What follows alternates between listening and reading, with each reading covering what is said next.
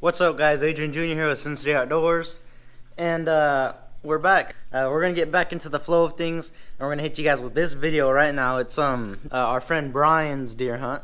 He went and shot a nice buck. We helped him out. This was actually his first deer in 22 years, so that's one of the reasons we went up and just helped him out. Had an awesome time up there.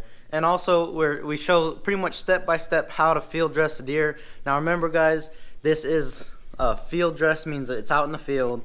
You know, it's not going to be the prettiest thing, it's not going to be your best work, but it's when you can't get your deer to a truck. Because by all means, if you're in the situation where you can drag your deer to a truck and maybe hang them up somewhere and take your time, you'll get a better product 100% of the time. But what we show you here is basically you get in the deer, you shot the deer in the field, you chop them up, throw them in a backpack, and walk to your truck.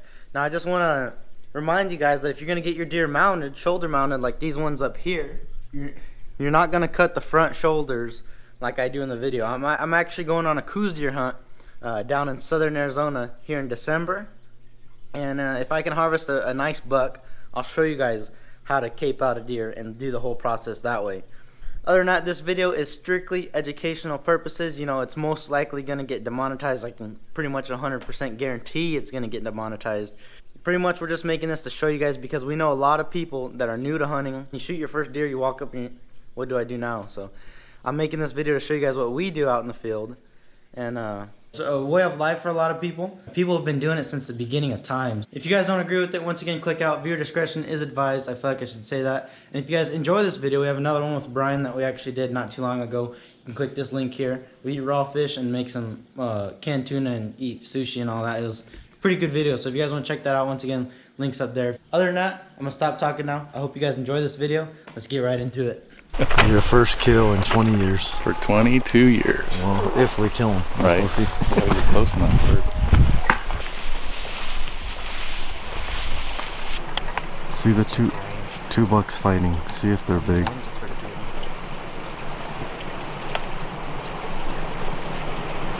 If there's a real big one, take them. I mean, there's 3 of them, so scan them. Oh yeah. There's 4 of them. Is there a real nice one? That one's pretty good.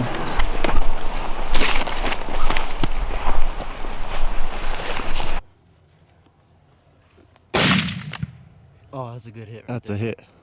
That's a good hit. You hear that? Yeah. I heard that bullet hit. Sweet, dude. Oh, he's running now.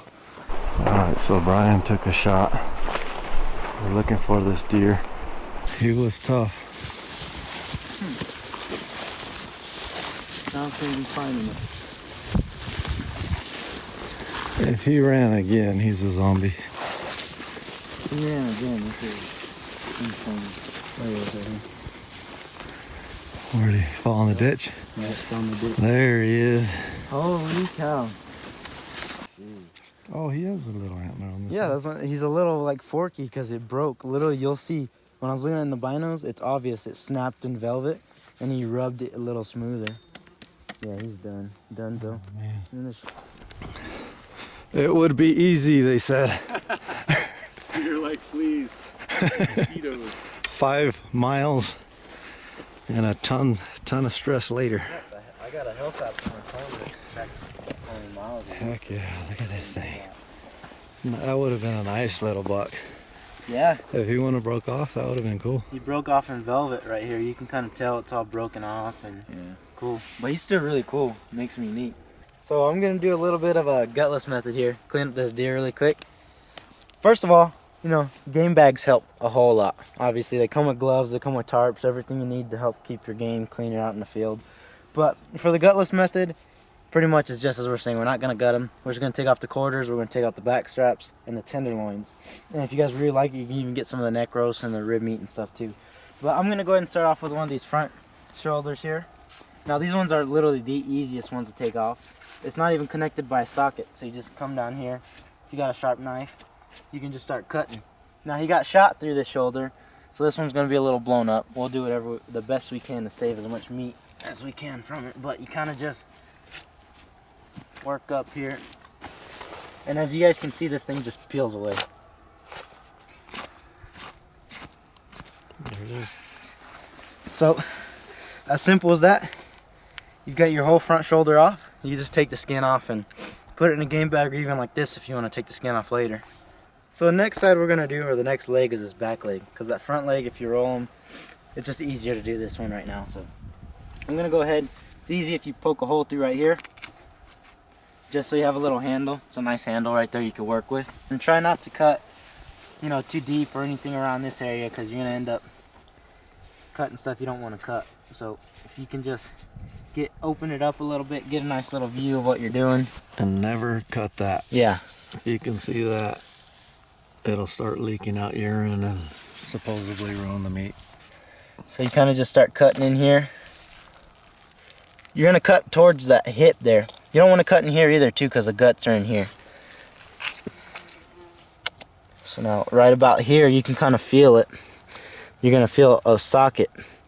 You're going to want to cut that socket. Where is it? Right there. I got it.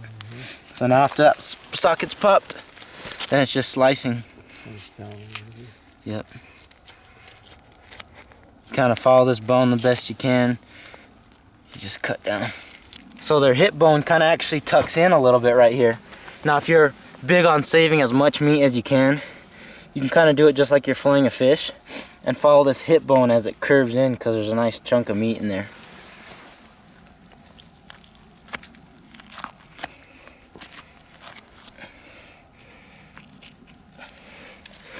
Cut them more up this way. I got it cut all the way through. I'm touching hide all the way across. Someone want to hold this really quick?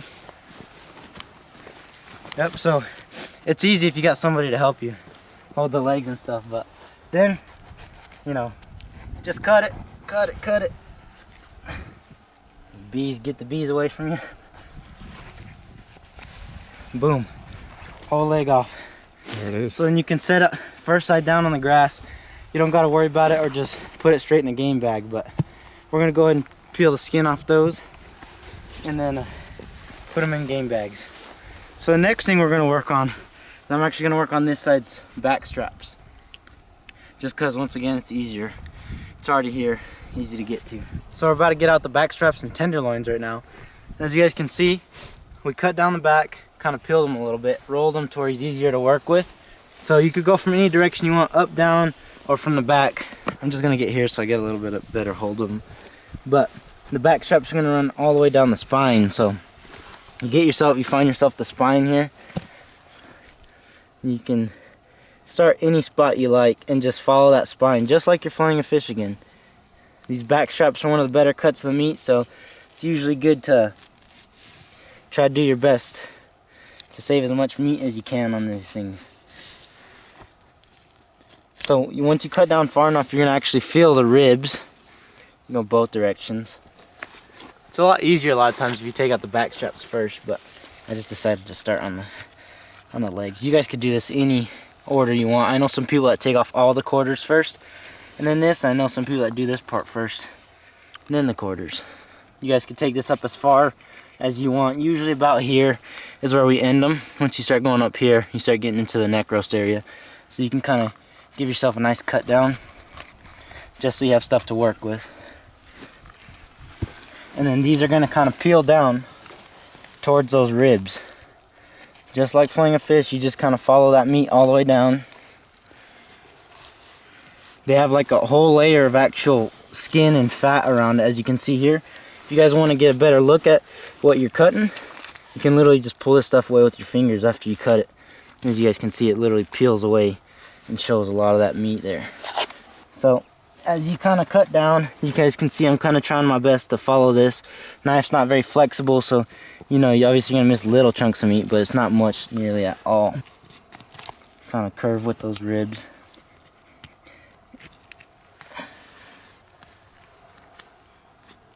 So you'll notice towards this back end here, this is the spine. They got these little knots that roll out from the side of the spine as you start going towards this back end. Just keep in mind of that, because when you hit and you notice your knife can't turn, it's because those knots, you got to kind of lift and work around them a little bit.